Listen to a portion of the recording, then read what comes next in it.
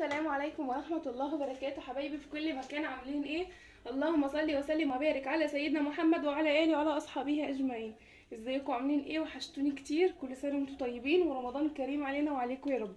النهارده بقى هنعمل فكرة، مش فكرة والله، احنا عملنا يعني بتتعمل كتير قوي. هنعمل الفراخ المحشية النهارده بطريقة حلوة قوي، ولا هتفرقع منك ولا هيحصل لها اي حاجة، وهتطلع كده ايه، محترمة وبنت ناس وماسكة نفسها. نقول بسم الله ونقول معانا ايه. ثانيه بس احط ايه، شويه معلقه سمنه على البصل. هقول بسم الله. انا عندي فرخه، طبعا يستحب الفراخ اللي بتتحشي سواء رز سواء فريك سواء خضار تبقى اللي هي الصغيره، تمام.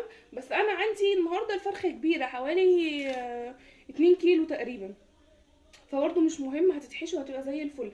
طبعا انا عندي هنا الفراخ، عندي التتبيله الاول اللي هتبل بيها الفراخ قبل ما احشيها، دي بتطعمها وبتخليها طعمها تحفه جدا. عندي هنا معلقه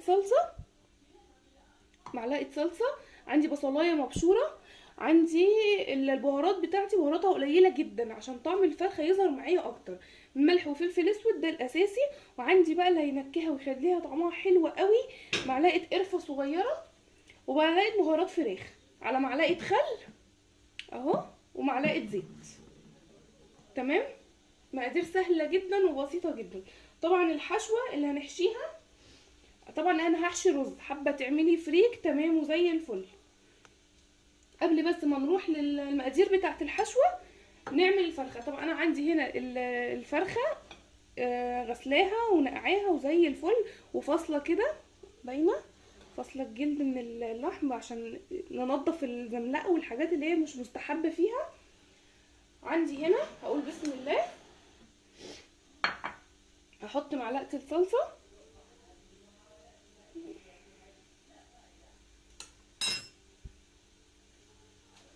هنقول هنا بسم الله. عايزه تزودي بهارات تانية انتي حباها براحتك، احنا اتفقنا، انا بدي فكره وباللي انا بعمله. عايزه تجربي تمام، مش عايزه عادي. حط هي معلقه صلصه بس كده تحمر لي الفراخ. عايزه بشر طماطمايه شغال معاكي مش هيقول لا. هنزل بالبصلايه والبهارات بتاعتي، واضح.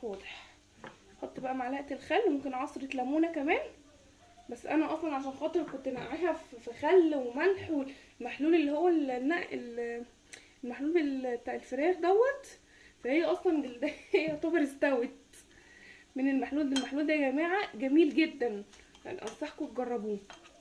هي ميه وملح وخل وليمون وجنزبيل على شويه زعتر على ورقتين لورا، بتبقى بصراحه طعمها فوق الخيال، بتبقى طعمها حلو جدا كده. طبعا البصلايه ناعمه هتتعمل معايا بكل سهوله. انا النهارده عشان خاطر الفرخه بتاعتي مقطوعه مش هحطها في شوربه واعمل لها شوربه واسلقها فيها ولا الكلام ده.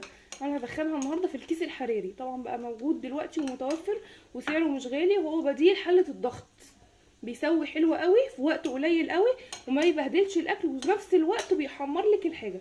تمام. خلاص التتبيله خلاص بقى عندي تمام وزي الفل. نجيب بقى الفرخه المتينه بتاعتنا ونخليها ايه، حلوه كده وزي الفل. بسم الله، شمر بس كده.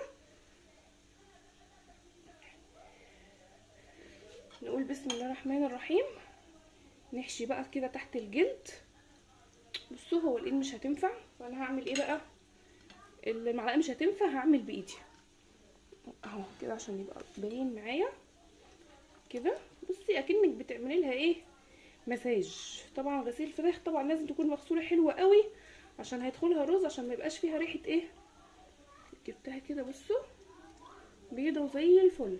لازم تفصلي كده الحاجات دي عشان خاطر زي ما قلت لكم بتبقى فيها زي نسبه زملقه كده، وكمان عشان تتحشي. انت ممكن اصلا تعمليها كده وتبقى تتبيله عاديه خالص في الفرن. بسم الله. لو ما عندكيش الكيس ومش عايزه تحشيها، بصوا انا عشان السبب ده مقطوعه، جايه لي مقطوعه كده، فعشان السبب ده مش هسلقها. طبعا هسلقها الرز بتاعها كله هيقع ومش هتبقى ايه تمام. خلاص كده عملت لها ايه مساج حلو قوي. يستحسن بقى انك تبيتيها ليله، يعني لو هتعمليها مثلا ايه عامله حسابك هتعمليها بكره، اعمليها من بالليل، بتطعم وبتبقى حلوه جدا. لكن انا النهارده بقى مستعجله احطها بس ايه ساعتين كده عقبال ما اعمل الحشو بتاعها ويبرد، تكون ايه اتبلت معايا خلاص كده. بصوا بالمنظر ده، وبين الاوراق كده من الجناب اهو تمام كده وزي الفل، حلو قوي كده. اسيبها بقى ساعتين كده عقبال ما اغسل ايدي ونروح نعمل ايه الرز بتاعها مع بعض. ثواني وارجع لكم تاني. بصوا حبايبي هنا عشان بس اختصر المرحله دي، انا عندي هنا حطيت معلقه سمنه وحطيت بصلايه تصفر، هي خدت بس مني لون شويه عقبال ما ايه تبلت الفرخه انا بس عشان خاطر انجز في الوقت. دي هعمل بيها ايه، دي الحشوه اللي هنحشي بيها الرز. عندي هنا الكبده والقنصه بتاعت الفراخ هنزل بيها اقطعها ايه قطع صغير خالص. اثبت لكم بس الكاميرا ثانيه واحده اهي حبايبي كده الكاميرا اوضح عشان خاطر تشوفوا. انا حطيت هنا الكبده والقنصه تتشوح مع البصل تمام، هي هتاخد سوا الرز الفراخ في الفرن وهتبقى زي الفل مع التشويح بتاعها. احنا عندي هنا عايزه تستعملي فريك هتغسليه وتنقعيه لمده 10 دقايق وتشوحيه مع البصله زي ما انا هعمل كده في الرز. طبعا الرز مش زي الفريك ما بياخدش ميه، فانا هستعمل الرز المصري العادي بتاعنا خالص، هشوحه فيه بس بعد ما الكبده والقنصه تتشوح كده مع البصل وتاخد من طعمها. وبعد كده هنزل بالرز. انا هزود الرز شويه عشان خاطر هعمل شويه رز احطهم تحت الفرخه، لكن لو انت عايزه الفرخه على قد الحشو بس يعني ديت انا هستعملها كوبايه رز واحده، لان طبعا عارفين الرز بيزيد واحنا مش عايزين نكبسها قوي وتبقى كلها رز والفراخ تايهه وسطيها مش باينه. تمام، عايزه تزودي اكتر من كده ماشي بس عشان خاطر ما يتبقاش منك. طيب احنا دلوقتي هنحطه ني ولا هنحطه مستوي؟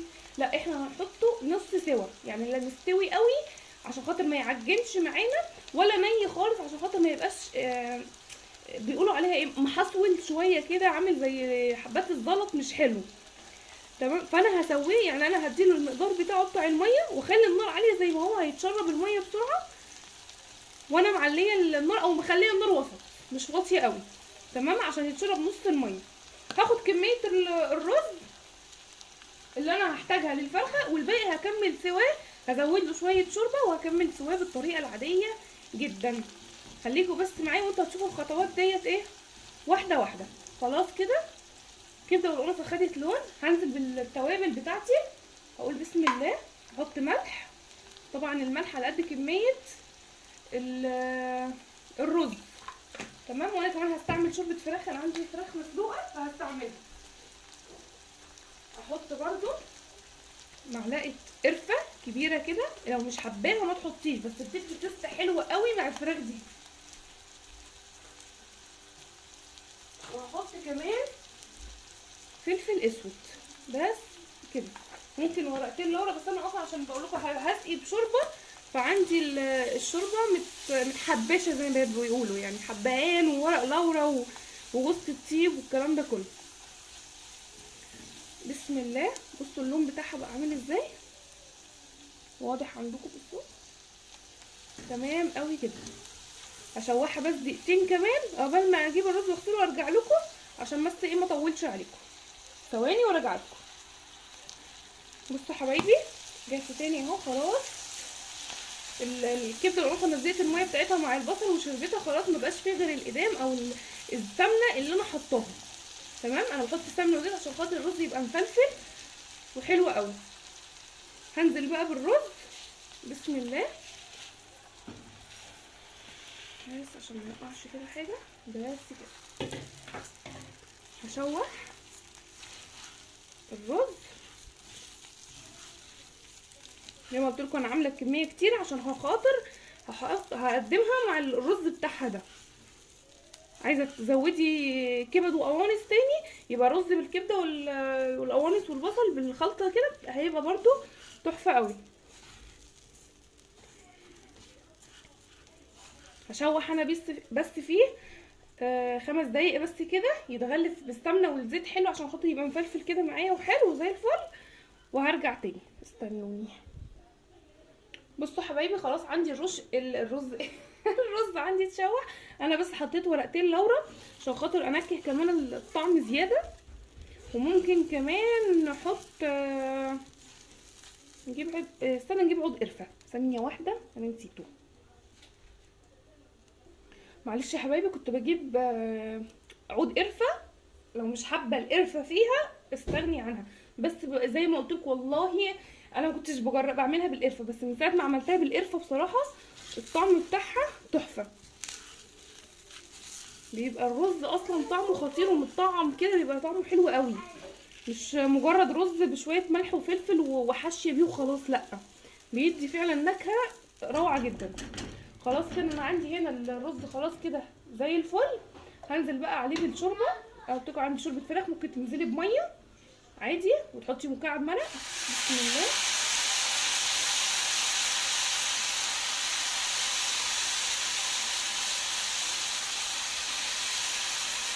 هو عارفين كل كوبايه رز كوبايه ميه، تمام. انا عندي كوبايه الرز احط عليها نص كوبايه ميه عشان يبقى الرز معايا نص سوا، يعني مش مستوي سوا كامل، عشان يكمل سوا في الفرخه بتاعتي. تمام كده. طبعا الملح بقى تظبطيه يبقى امورك تمام. تمام كده. انا مش هحط خلاص تاني. بسم الله. تمام قوي كده. هخلي النار وسط، مش هعليها قوي عشان خاطر ما يتشربش بسرعه، ولا اخليها واطي عشان خاطر ما يعجنش معايا، اللي هي الوسط. بصوا اهو، هوطيها كمان سنه عن كده. بصوا كده تمام قوي كده. هغطي بقى مجرد ما يتشرب الشوربه بتاعته. تمام. هاخد مقدار الفراخ بتاعتي وهسيبه، ازود شويه شوربه صغيرين واغطيه وهدي النار عليه لحد ما يستوي السوا الطبيعي بتاعه على النار. بس لما يتشرب دوت هطلعه. بعد ما يتشرب الميه ديت هطلع منه معلقتين 3 كبار كده على قد كميه الفرخه بتاعتي. تمام كده. هياخد غلوه دلوقتي وهيعمل لحد ما يتشرب الرز. تمام. لو وصلتوا بقى هنا الفيديو متنسوش تحطوا لي لايك، تمام، وتشتركوا في القناه وتفعلوا زر الجرس عشان يوصلكوا كل جديد، فضلا وليس امرا. بصوا حبايبي الرز خلاص. هحاول بس عشان خاطر التليفون. الرز خلاص عندي اتشرب كده وزي الفل. هعمل ايه بقى؟ هاخد كميه الرز اللي انا عايزاها. تمام. بصوا اللي هو لسه مستويش. هاخد بقى كميه الرز اللي انا عايزاها للفرخه بتاعتي اللي هحشي بيها من جوه وتحت الجلد. تمام. زي مش كتير عشان خاطر برضو لسه هو هيزيد، خدي بالك، عشان خاطر هو لسه مش مستوي سوا كامل. تمام. حلو قوي كده وزي الفل. انا الكميه دي بالنسبه لي مناسبه قوي. اي اتلسعت كده حلو قوي. تمام. ده هسيبه بقى لازم يبرد تماما عشان تعرفي تحشي بيها الفرخه. اولا عشان تعرفي تمسكيه، ثانيا عشان خاطر ما يعملش ريحه في الفرخه مش حلوه.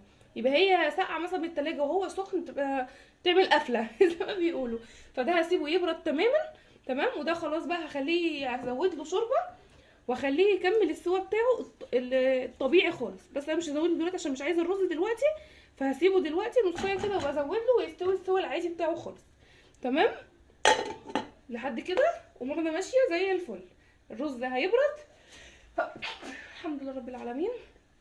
الرز هيبرد والفرخه عندي متبلاه وحطاها في التلاجة تتبل، وعقبال ما نخلص كل امورنا تكون اتبلت وبقت زي الفل.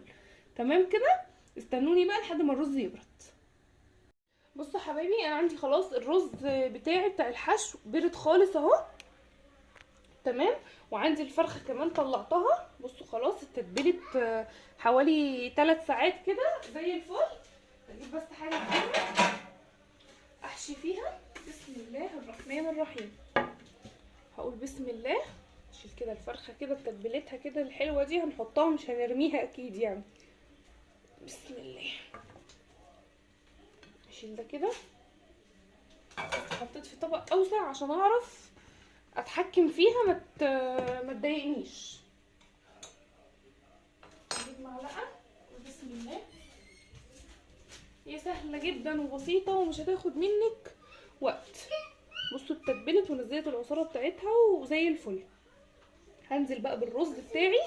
الرز بتاعي برد خالص عشان خاطر، بصوا حبايبي زي ما انتوا شايفين كده. احط الرز وخدي بالك برضو ما تمليش قوي عشان خاطر هو لسه هيستوي.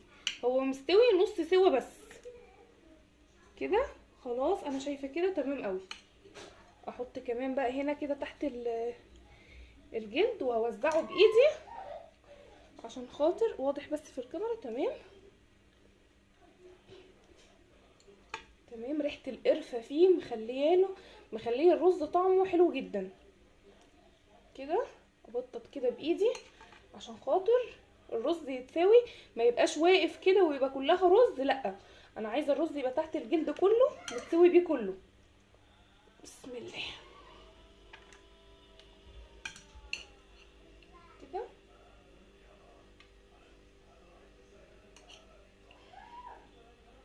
احشي ما تقلقيش، الفرخه ما شاء الله كبيره وهتاخد معايا كميه الرز، لان انا هوزع الرز ده فيها كلها. هتشوفوا دلوقتي ازاي كده. تنزل عند الرقبه وبين الوراك وفي الصدر وكل حاجه. بصوا نلم كده اللي وقع ده ونحشي. بصوا كده، شايفين كده واضح كده في الصوره زي الفل كده. هنغطي كده. دي بقى بصوا الرز ده مش هخليه كده مكبوس كده، لا، اوزع كده بحيث ان هو ايه، تبقى طبقه رقيقه عقبال ما يستوي يملى الجلد ويبقى زي الفل عشان خاطر ما يفرقعش. بصوا الجلد ده فاضي اهو خلاص. بصوا اهو. ننزل بين الوراك من هنا. بصوا طبقه مش كبيره خالص كده. طبعا كميه الرز انت تتحكمي فيها، عايزه تحطي قليل عايزه تحطي كتير. بصي انا بدخل بين الوراك عشان يبقى الرز كله متطعم بيها. ممكن كمان احط معلقه كمان عشان خاطر تطلع للرقبه فوق وتقفل. ما تقلقيش هي مش هتفرقع ولا هتعمل اي حاجه. اهو بصوا اهو. بسم الله. امشي كده بايدي عشان الرز يمشي معايا كده اسهل ما ادخل ايدي وممكن الجلد يتقطع فيها. تمام قوي كده. عشان عندي الرقبه مقطوعه فانا هحطها في كيس. لو مش مقطوعه ما فيهاش حاجه هسلقها عادي بالطريقه العاديه وبعد كده تتحمر في الفرن. بس بصراحه عن تجربه يعني الكيس الحراري احلى بكتير 100 مره من السلق والطرطشه والكلام ده. لا، انت بتحطيها وتدخليها وخلاص على كده انتهينا. الموضوع خلص. نلم دي بقى كده الحلوه كده. اشوف بس كده ايه، هشوف ثانيه واحده اغسل ايدي اشوف حته دباره المها بيها. بصوا حبايبي جبت حته خيط يكون بس جامد معاكي كده عشان خاطر تعرفي تربطي معاه الفرخه. هعمل كده كده عشان خاطر انا مش عايزه ايديا تتزحلق. هعمل كده كتفه كده تكتيفه ايه بنت ناس عشان خاطر بس ايه لما نطلعها ما يبقاش رجليها كده مفتوحه ويبقى شكلها ايه مش حلو. تتزحلق معايا. بسم الله.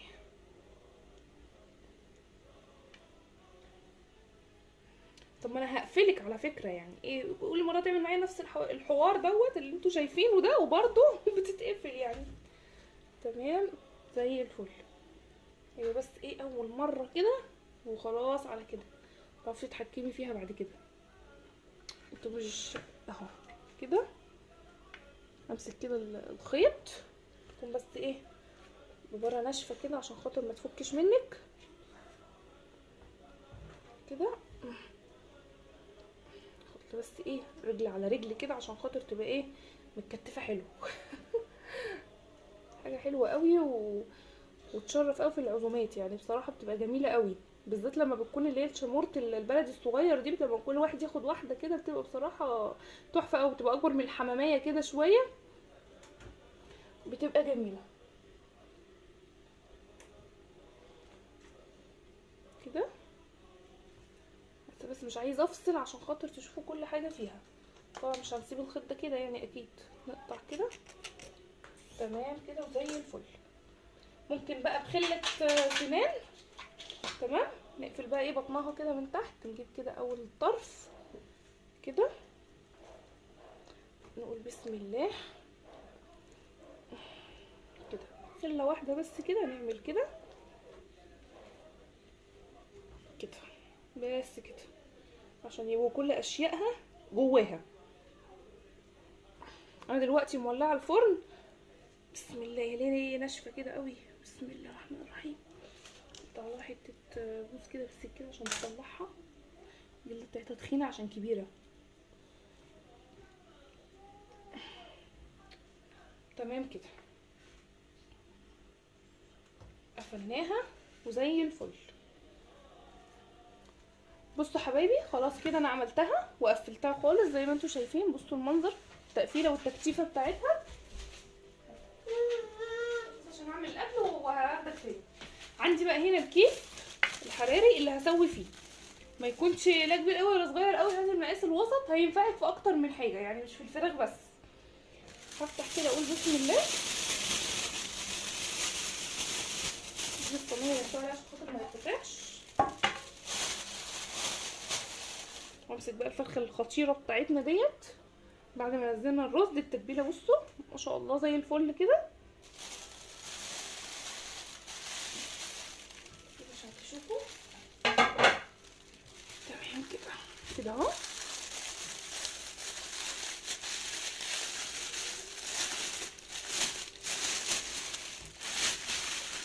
خليها زي ما هي كده، ولا هحط ميه ولا في الصينيه ولا في الفراخ، مش هحط عليها اي حاجه، زي ما هي كده. وهنزل بالتتبيله، بقيه التتبيله اللي كانت في الطبق اعمل كده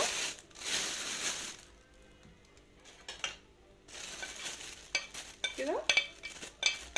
طب دي هتستوي ازاي من غير ميه؟ هتستوي من كتله البخار فيها وهتطلع مستويه وزي الفل، ما تقلقيش. انا مجرباها اكتر من مره وبنحبها عندنا في البيت قوي كده كده. وزع كده التتبيله وهتتحمر وهتاخد لون وهتبقى 100 فل و14. انا عندي زي ما قلت لكم انا فاتحه الفرن على درجه حراره 180. راح فين بقى البتاع بتاعها؟ دايما مش عارفه بيروح مني فين. عارفين الكليبس اللي هو بتاع اللهم صل على النبي، اللي هو بتاع الكيس اللي هو ده. لقيته اهو خلاص. دايما كده ايه يتوه مني، ولو ضاع منك ولا حاجه عادي مفيش مشكله. تخمريه بس حلو كده. تمام اهو كده. لو مفيش ده عادي بحته خيط صغيره وهيربط معاكي ويبقى زي الفل كده. هديها بس ايه شكه كده بالسكينه عشان خاطر تطلع البخار الزياده بس كده زي الفل. لا هحط فيها ميه ولا هحط فيها اي حاجه.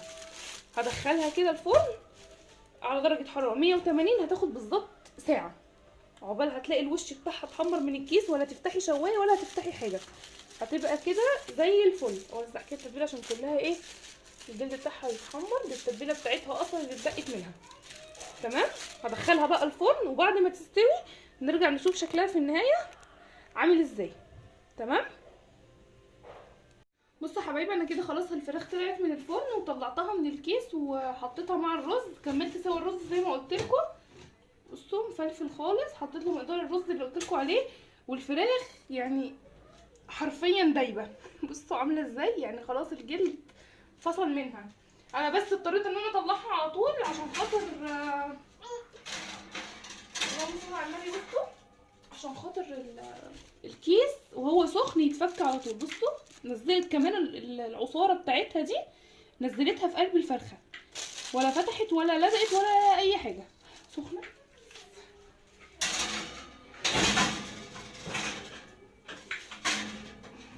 معلش ولا حصل اي حاجه. الفرن كان قافل على ايدي. بس وصفه سهله كده وبسيطه، اتمنى تجربوها بجد. الكيس الحراري اختراع احلى من السلق، وفتح ونزل الرز منه مش عارف ايه. بصراحه حلو. انا ما فتحتش الشوايه ولا اي حاجه، هي اتحمرت وخدت اللون بتاعها دوت وهي في الكيس. قعدت بالظبط ساعه طلعت بالمنظر اللي انتوا شايفينه ده. اتمنى بقى الوصفه تعجبكم وتجربوها وتقولوا لي رايكم. نعمل لكم بقى دعم وشير واشتراك في القناه، وكل سنه وانتم طيبين، واستنوني في وصفات تانية احلى واحلى كتير. والسلام عليكم ورحمه الله وبركاته.